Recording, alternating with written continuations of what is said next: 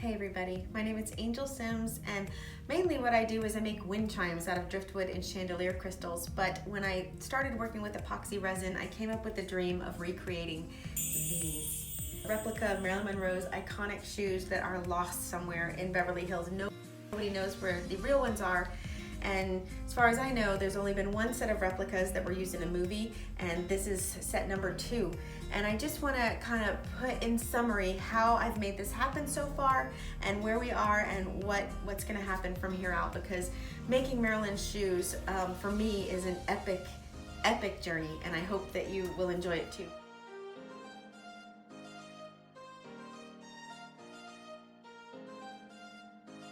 I wanted to make these shoes, and I'm like a learn as I go kind of girl. If I even have instructions, I never follow them, so I don't even look them up. And this is sometimes the consequence of that. This is my attempt at a silicone mold of this shoe. This is the original shoe that I used. It's the most similar one I could find to these. Let's take a look at the shoes. Right there, those are the shoes we're talking about, and this is an original photograph I just won from a Julian's auction. So you can see these shoes hold a very special place in my heart. But I tried to make this mold myself. I'm an epoxy artist, not a silicone mold maker. So with this epic failure, I just didn't have enough material, and I messed it all up from 80 different directions, and I've surrendered some really cool spatulas to this, but it's so worth it. Then I employed a real professional mold maker who busted this out for me. Here's how a real silicone mold should look. And so I'm working with a different form of epoxy than I'm used to. It's a deep pour. It behaves a little different. It dries a little slower. But we're on day 5 of the cure here, so this is fully set and ready to be drilled. Now is the gut-wrenching, butterfly-causing part where I start to drill this.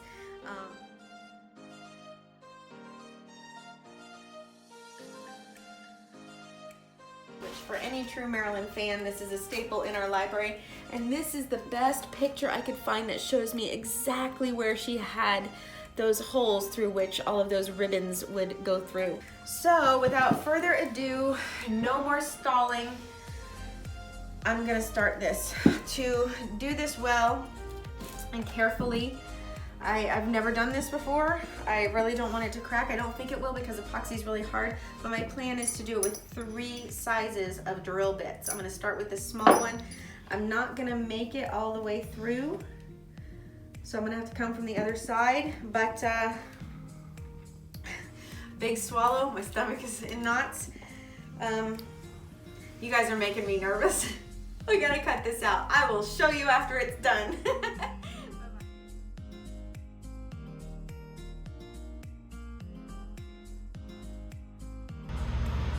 Hello, my Dazzling Marilyn Monroe friends.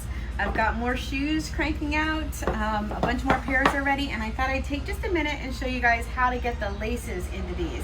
I don't know, if you're like me, you wonder about everything that Marilyn Monroe did, and I could just imagine her hundreds and hundreds of times changing the ribbon in her iconic shoes.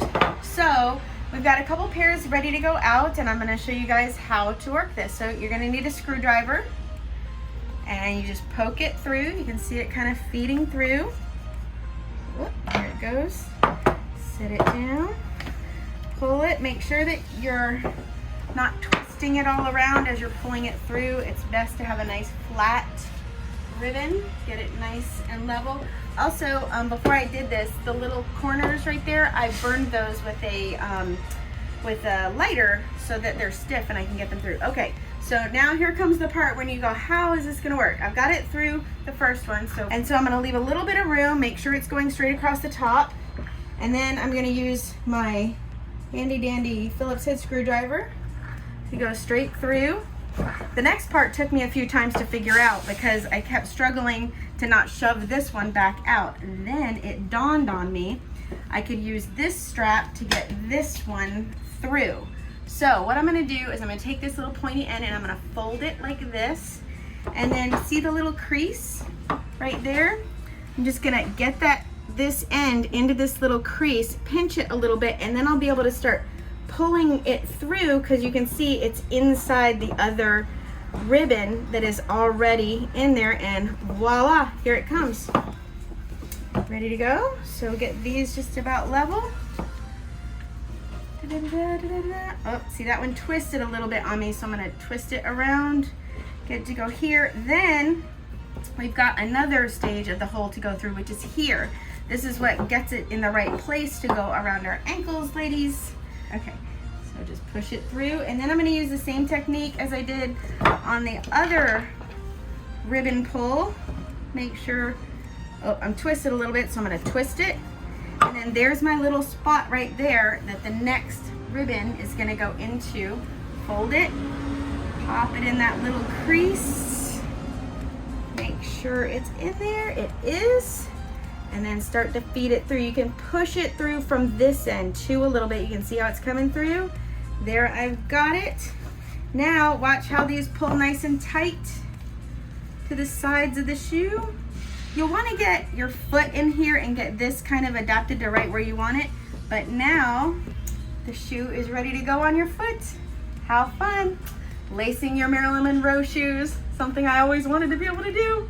There it is.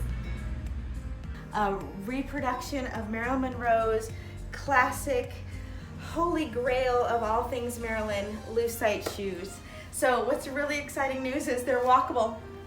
And if I can walk in these, which I have a history of falling down in these kind of shoes, I'm working on ways to get them in multiple sizes and to be able to share them with the rest of the Marilyn loving world.